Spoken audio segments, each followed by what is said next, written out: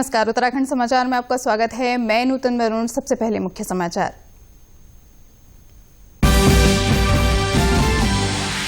प्रधानमंत्री ने कोविड-19 टीके विकसित करने वाली 3 टीमों के वैज्ञानिकों के साथ की वर्चुअल बैठक। कोविड वैक्सीन विकास मिशन के लिए 9 अरब रुपए के पैकेज की भी की घोषणा।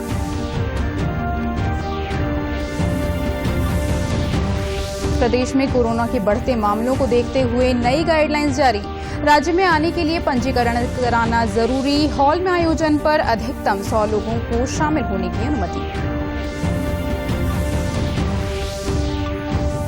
अल्मोड़ा में 2 अलग अलग दुर्घटनाओं में 4 लोगों की मृत्यु। कसार देवी के पास अनियंत्रित होकर खाई में जीप गिरने से 2 लोगों की मौत, 9 घायल। संगरौली में 100 मीटर गहरी खाई में गिरी कार, 2 लोगों की मौत, 2 घायल। और आस्था के महापर्व कार्तिक पूर्णिमा पर कोविड गाइडलाइंस का पालन करते हुए श्रद्धालुओं ने किया गंगा स्नान। गुरु नानक जयंती पर राज्यपाल, विधानसभा अध्यक्ष और मुख्यमंत्री ने प्रदेशवासियों को दी बधाई। अब समाचार विस्तार से। प्रधानमंत्री नरेंद्र मोदी ने कोविड-19 का टीका विकसित करने वाली 3 टीमों के साथ वर्चुअल बैठक की। ये टीमें पुणे, हैदराबाद और अहमदाबाद की हैं। प्रधानमंत्री ने कोविड-19 महामारी से निपटने का टीका बनाने के लिए इन कंपनियों के वैज्ञानिकों के प्रयासों की सराहना की। इस दौरान टीके के विकास के लिए विभिन्न प्लेटफॉर्मों के सामर्थ्य पर भी चर्चा की गई। प्रधानमंत्री ने इन कंपनियों से कहा कि वे विनियामक प्रक्रियाओं और संबंध मुद्दों के बारे में अपने सुझाव और विचार दें। उन्होंने कंपनियों को परामर्श दिया कि उन्हें टीके और इससे संबंधित मुद्दों के बारे में सरल भाषा में आम लोगों को जानकारी देने के लिए अतिरिक्त प्रयास भी करने चाहिए। टीके की आपूर्ति सुनिश्चित करने के लिए लॉजिस्टिक्स, परिवहन और कोल्ड चेन से संबंधित मुद्दों पर भी चर्चा की गई। आपको बता दें कि जिन टीकों के बारे में चर्चा की गई वे सभी परीक्षण के विभिन्न चरणों में हैं। इनका विस्तृत डेटा और नतीजे अगले वर्ष की शुरुआत से मिलने की आशा है। प्रधानमंत्री ने सभी संबंधित विभागों को सलाह दी कि वे निर्माताओं के साथ पूरा सहयोग करें ताकि इनके प्रयासों के अच्छे नतीजे सामने आएं और देश और दुनिया की जरूरतें पूरी की जा सकें। केंद्र सरकार ने देश के कोविड वैक्सीन विकास मिशन कोविड सुरक्षा के लिए तीसरी किश्त के रूप में 9 अरब रुपए के पैकेज की घोषणा की है। ये राशि कोरोना के टीके पर शोध और विकास के लिए उपलब्ध कराई जाएगी। विज्ञान और प्रौद्योगिकी मंत्रालय ने कहा है कि इससे देश में 5-6 जगह टीके के विकास के काम में तेजी लाने में मदद मिलेगी। इस प्रयास से कोविड के टीके के विकास, प्रमाणीकरण और उसे जन स्वास्थ्य व्यवस्था में लाकर संक्रमण के फैलाव को रोकने में मदद मिलेगी। कोविड सुरक्षा मिशन के पहले चरण में 12 महीने के लिए 9 अरब रुपए का प्रावधान किया गया था। मंत्रालय ने बताया कि शोध और उत्पादन दोनों क्षेत्रों में बायोटेक्नोलॉजी विभाग ने टीका बनाने के कुल 10 तरह के प्रयासों में मदद दी है। रूसी टीके स्पुतनिक के अलावा 5 टीकों का मानवीय परीक्षण चल रहा है और अन्य 3 टीकों का भी जल्द ही मानवीय परीक्षण शुरू हो जाएगा। प्रदेश में कोरोना के बढ़ते मामलों को देखते हुए मुख्य सचिव ओम प्रकाश ने संबंधित गाइडलाइंस जारी की है। गाइडलाइंस के अनुसार एक बार फिर से उत्तराखंड आने वाले सभी यात्रियों को smartcitydehrradun.uk.gov.in पर रजिस्ट्रेशन कराना जरूरी है। बिना रजिस्ट्रेशन कराए किसी यात्री को राज्य में आने की अनुमति नहीं होगी। राज्य में बंद स्थानों पर आयोजित होने वाले धार्मिक, सांस्कृतिक, सामाजिक और राजनीतिक समारोहों में अब अधिकतम 100 लोग ही शामिल हो सकेंगे। सिनेमा हॉल और थिएटर पहले की तरह 50% क्षमता के साथ चलते रहेंगे। स्विमिंग पूल में भी 50% क्षमता के साथ खेल प्रशिक्षण के कार्यक्रम आयोजित किए जा सकते हैं। एसओपी में सरकारी दफ्तरों, व्यापारिक प्रतिष्ठानों, इंडस्ट्री आदि में सोशल डिस्टेंसिंग और मास्क के नियमों का पूरी तरह पालन करने के निर्देश दिए गए हैं। सरकार की ओर से जारी एसओपी के अनुसार कोरोना संक्रमण को नियंत्रित करने के लिए जिले के भीतर जिलाधिकारी जरूरत के अनुसार कर्फ्यू लगा सकते हैं।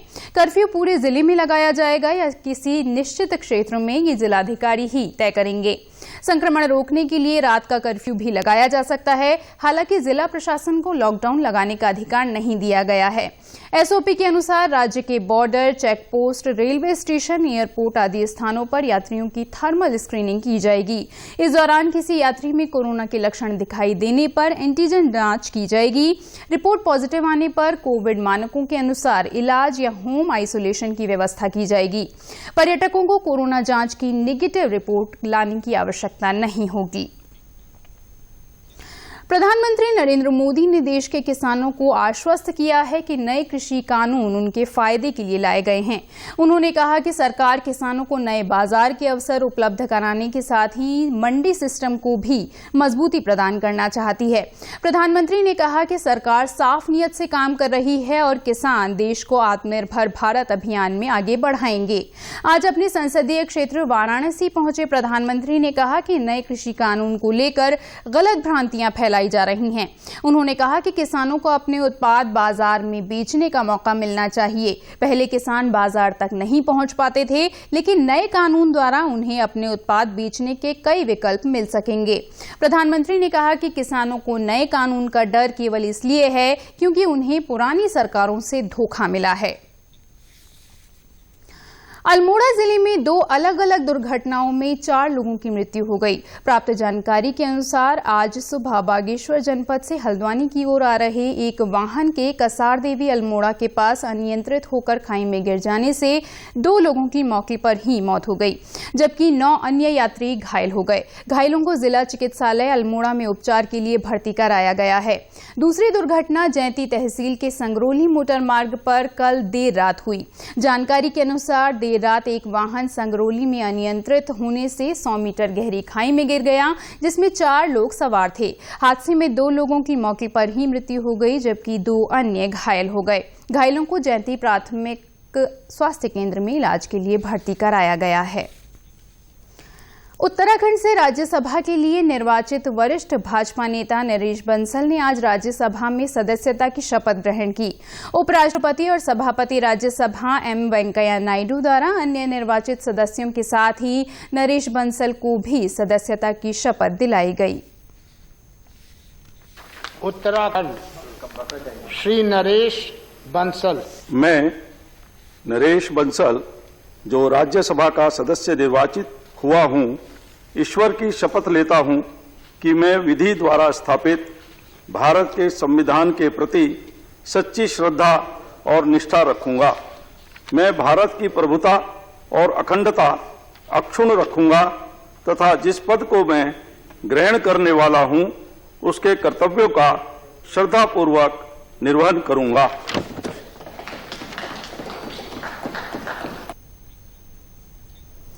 आईपीएस अशोक कुमार ने आज उत्तराखंड के पुलिस महानिदेशक का पदभार ग्रहण किया। इस अवसर पर पूर्व पुलिस महानिदेशक अनिल कुमार रतूड़ी ने उन्हें भविष्य के लिए शुभकामनाएं दी। वहीं इससे पहले आज अनिल कुमार रतूड़ी के सेवानिवृत्त होने पर देहरादून पुलिस लाइन में विदाई समारोह पर भव्य रैतिक परेड का आयोजन किया गया। परेड में उत्तराखंड पुलिस की विभिन्न शाखाओं, ट्रैफिक पुलिस, नागरिक पुलिस, पीएसी, महिला पीएसी, कमांडो दस्ता और एटीएस आदि सम्मिलित हुए। कार्यक्रम का संचालन उप निरीक्षक सुश्री पूनम प्रजापति और आरक्षी फायर मनीष पंत द्वारा किया गया। नवनियुक्त पुलिस महानिदेशक ने रैतिक परेड का मान प्रणाम ग्रहण किया और परेड का निरीक्षण किया। इस दौरान अनिल कुमार रतूड़ी ने परेड का आयोजन कर उन्हें सम्मान देने के लिए सभी का धन्यवाद दिया। अनिल कुमार रतूड़ी ने कहा कि व्यक्ति अकेला कुछ नहीं कर सकता, लक्ष्य प्राप्ति के लिए टीम वर्क का होना बहुत जरूरी है। कोरोना काल के दौरान जो शालीनता उत्तराखंड पुलिस ने दिखाई है, इससे नया इतिहास बना है। इस अवसर पर एक लंबी सेवा अंतराल के पश्चात विभिन्न जगहों में काम करने के बाद आज मैं केवल यही कह सकता हूं कि जो भी हम कर पाए वो एक टीम के आधार पर ही कर पाए। कोई भी व्यक्ति बहुत छोटा होता है, उसका व्यवस्था में बहुत एक केवल स्थान कोई बढ़ा दिया जा सकता है, लेकिन व्यक्ति को भी एक ही प्रकार के जनरली उनमें कोई बहुत सुपर ह्यूमन क्वालिटीज नहीं होती। जब तक वो टीम एक होकर मिलकर लक्ष्य की ओर काम नहीं करेगी, कोई भी काम नहीं हो सकता। नवनियुक्त पुलिस महानिदेशक अशोक कुमार ने उत्तराखंड स्थापना से लेकर अब तक किए गए अनिल कुमार रतूड़ी जी के कार्यों को याद करते हुए उनके योगदान को महत्वपूर्ण बताया। उन्होंने कहा कि अनिल कुमार रतूड़ी के पद चिन्हों पर चलते हुए वे उनके अधूरे कार्यों को अवश्य पूरा करेंगे। मैं कहना चाहूंगा कि उनके डीजीपी के कार्यकाल में उनकी सेकंड इन कमांड के रूप में मैंने उनसे बहुत कुछ सीखा है। मैं प्रयास करूंगा कि उनके द्वारा शुरू किए गए सभी कार्यों को और आगे बढ़ाऊं। मेरा यह भी प्रयास रहेगा कि हम सब मिलकर उनके पद चिन्हों पर चलकर उत्तराखंड पुलिस को नई ऊंचाइयों की ओर ले जाएं। आज आस्था का महापर्व कार्तिक पूर्णिमा है। आज के दिन गंगा स्नान के साथ दान आदि का विशेष महत्व माना गया है। कार्तिक पूर्णिमा के अवसर पर विधानसभा अध्यक्ष प्रेमचंद अग्रवाल और मुख्यमंत्री त्रिवेंद्र सिंह रावत ने प्रदेशवासियों को बधाई दी। इस अवसर पर मुख्यमंत्री ने कहा कि कोविड-19 के दृष्टिगत और सभी के स्वास्थ्य की चिंता करते हुए गंगा स्नान पर रोक लगानी पड़ी। उन्होंने पतित पावनी मां गंगा से सभी की सुख समृद्धि की कामना की। आपको बता दें कि कोरोना संक्रमण के बीच इस साल बाहरी राज्यों से आने वाले श्रद्धालुओं के गंगा स्नान पर प्रतिबंध लगाया गया था। देश भर में आज गुरु नानक जयंती परंपरागत ढंग से हर्षोल्लास के साथ मनाया गया। इस अवसर पर कोविड-19 के प्रोटोकॉल का अनुपालन करते हुए विशेष धार्मिक आयोजन किए गए।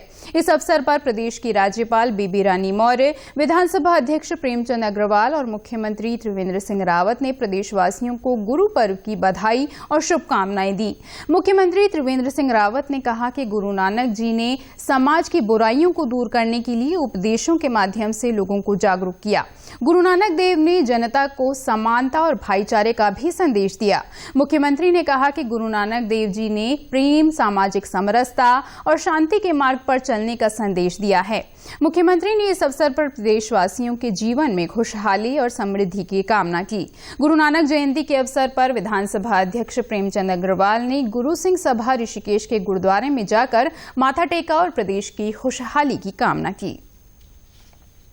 बहुत बहुत बधाई, बहुत शुभकामनाएं दे रहा हूँ। आज पूरे विश्व के अंदर जो मानवता और प्रेम का संदेश जिस गुरु महाराज ने दिया, आज इनका 551वां प्रकाश पर्व है। पूरा विश्व इसको मनाता है और इसके साथ साथ जिस प्रकार से हमारे लंगर का जो प्रारंभ जब शुरू हुआ तो गुरु महाराज के ही द्वारा किया गया और ऐसी मान्यता है कि गुरु महाराज ही सब जाति धर्म को अपने साथ खत्म करके अपने साथ लेके चले थे। आज इनका संदेश बहुत ही हम सब के लिए उपयोगी है। मुख्यमंत्री त्रिवेंद्र सिंह रावत ने देहरादून के थानों में बनाए जा रहे इको पार्क का निरीक्षण किया। 2.5 हेक्टेयर क्षेत्र में ये इको पार्क वन विभाग द्वारा बनाया जा रहा है। मुख्यमंत्री ने वन विभाग के अधिकारियों को निर्देश दिए कि इस पार्क का सौंदर्यीकरण किया जाए और पार्क में बच्चों के मनोरंजन के साधन भी उपलब्ध हों। साथ ही पार्क में नेचुरल ट्रैक, सोलर लाइट, फुलवारी और बैठने की पूरी व्यवस्था हो। मुख्यमंत्री ने कहा कि इस क्षेत्र में पर्यटन की गतिविधियां तेजी से बढ़ रही हैं। ये पार्क पर्यटकों के लिए आकर्षण का केंद्र बनेगा। उन्होंने कहा कि राज्य में अनेक पर्यटक स्थल विकसित किए जा रहे हैं। जल, ऊर्जा और रोजगार से संबंधित राज्य में अनेक प्रोजेक्ट ऐसे हैं जो दीर्घकालिक सोच पर आधारित हैं और जिनका फायदा लोगों को लंबे समय तक मिलेगा। उत्तराखंड के समाचारों में बस इतना ही। चलते चलते मुख्य समाचार एक बार फिर। प्रधानमंत्री ने कोविड-19 टीके विकसित करने वाली 3 टीमों के वैज्ञानिकों के साथ की वर्चुअल बैठक। कोविड वैक्सीन विकास मिशन के लिए 9 अरब रुपए के पैकेज की भी की घोषणा। प्रदेश में कोरोना के बढ़ते मामलों को देखते हुए नई गाइडलाइंस जारी। राज्य में आने के लिए पंजीकरण जरूरी। हॉल में आयोजन पर अधिकतम 100 लोगों को शामिल होने की अनुमति।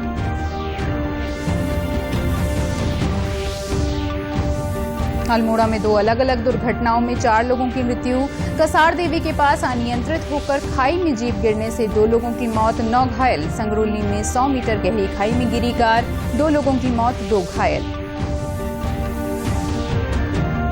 और आस्था के महापर्व कार्तिक पूर्णिमा पर कोविड गाइडलाइंस का पालन करते हुए श्रद्धालुओं ने किया गंगा स्नान। गुरु नानक जयंती पर राज्यपाल, विधानसभा अध्यक्ष और मुख्यमंत्री ने प्रदेशवासियों को दी बधाई। उत्तराखंड की खबरों के लिए आप हमसे सोशल मीडिया के माध्यम से भी जुड़ सकते हैं। हमारा ट्विटर हैंडल है DD News_देहरादून। हमारा फेसबुक पेज है DD News उत्तराखंड और हमारे YouTube channel DD News Uttarakhand को भी आप सब्सक्राइब कर सकते हैं। कोरोना संक्रमण से बचने के लिए मास्क अनिवार्य रूप से और सही ढंग से प्रयोग करें। साथ ही सामाजिक दूरी का ख्याल रखें, नियमित रूप से हाथ धोएं और याद रखें, कोरोना को हराना है, मास्क जरूर लगाना है। इसी के साथ बुलेटिन समाप्त हुआ। नमस्कार।